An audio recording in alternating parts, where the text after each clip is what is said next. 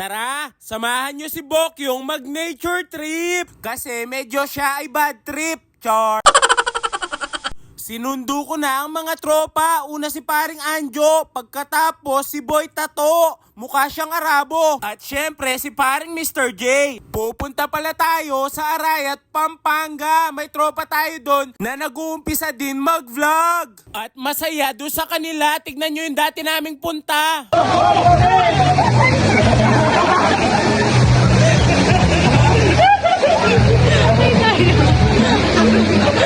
Oh, di ba ang saya? Kahit anong gawin mo dito, walang makakakita. Yan ang tunay na Bokyo, walang hiya, char. Pero parang mas grabe to.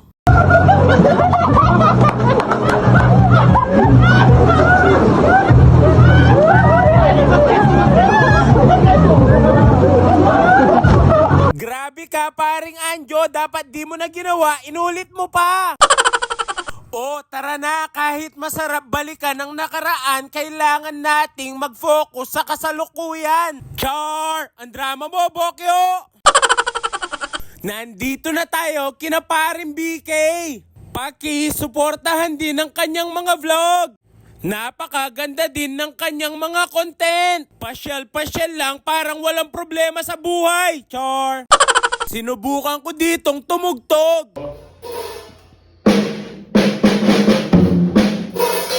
Pero sira daw yung drums. Kaya bigla akong nagalit. Linabas ko si Zoro, medyo mataba version, char.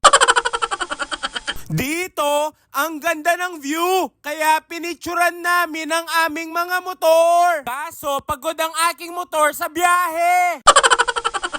Tara, akyat na tayo ng bundok. Maliligo tayo sa sibol. Yun yung natural na tubig na lumalabas sa mga bundok. Tignan nyo naman, sobrang ganda ng lugar. Sa sobrang ganda, gusto ko nang umuwi. Sobrang taas ng inaakyat. Char! Dito, naisip ko, ang ganda palang maging vlogger. Hindi ka magbubuhat. Video-video ka lang. Char! Sa wakas, nakarating na din kami. Pero parang sarado. Ayan, nakapasok na kami. Tignan nyo naman yung lugar, napaka-chill. Char! Siyempre, bago tayo mag-chill, magluto muna tayo. Pinaghihiwa na pala ni paring Anjo ang gagamitin nating pangsangkap. Maglelechon tayo ng manok at Bicol Express na primitive style. Si paring Mr. J naman riniredy na ang barbecue. Dito, galit na sila kay Bokyo kasi tamang chill na siya. Char!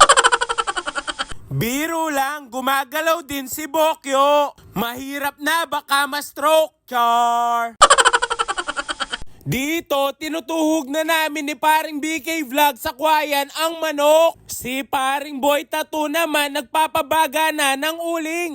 Dito, nag-iihaw na kami. Kaso lang, ginugulo kami ni paring Anjo. Char! Yan tuloy, nasunog yung mga longganisa. Char! Tara, turuan ko kayo magluto ng Bicol Express primitive style. Gagamit tayo dito ng baon ng nyog. Lalagyan natin ng bawang, sibuyas, luya at ang mga siling panigang at siling almoranas. Sinasabay na naming ihaw ang lechong manok para double impact. Lalagay ko na din ang baboy. Linagyan ko din pala yan ng konting bagoong at paminta at ang panghuli, ang kokom mama. Dito, hinihintay ko na lang na kumulo. Ayan, kumulo na, ang bilis lang. Char! Sa wakas, luto na ang ating Bicol Express na linuto sa baon ng nyog. Sa tingin nyo, masarap ba ako? Char, tara patikim natin to kay paring BK. Okay. Spicy. Legit, solid talaga ang sarap ng Bicol Express. Dito, ako na nag-iikot sa manok at saka sa natirang Bicol Express. Tignan nyo naman, parang artista lang. Char! Pero sa bandang huli, si paring BK Vlogs na din ang tumapos sa pag-ikot. Napaka-solid din ng lilitsyon naming manok, sabay pa ng ganitong view. Char! O, syempre, nakaluto na ang mga pulutan, kaya inuman na! Una nang bumanat si paring Anjo, kinuha yung puwet, tignan nyo naman, ang sarap daw, char! Nagutom kami dito, kaya kumain muna kami ng kanin. Tignan nyo naman si paring BK, sobrang bait, pinaghiwa pa ako ng manok. Kahit mas pogi ako sa kanya, i-follow nyo na ang Facebook page niya, char! Ayan, tapos na kaming kumain. Nagmuni-muni muna ako dyan. Iniisip ko kung ano ang kakainin ko mamayang gabi, char.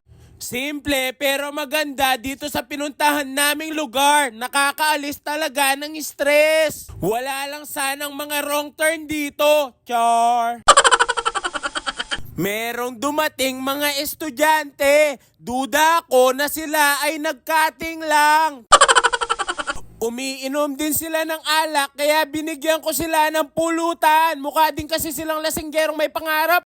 Dito parang uminit na ang aming katawan kaya naligo na kami. Pero di din kami makaligo ng maayos kasi sobrang lamig.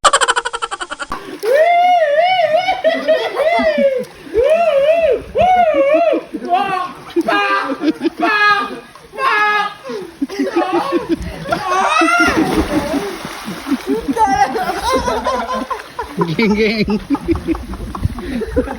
Ay, kung kasama nyo talaga si paring Anjo, mababaliw kayo. Tignan nyo naman. Char! Dito, pauwi na kami. Sabi ng mga bata, 2 linggo nang di napapalitan yung tubig. Kaya papalitan na nila. Nakakainis. Char! Salamat sa panonood. Bye-bye!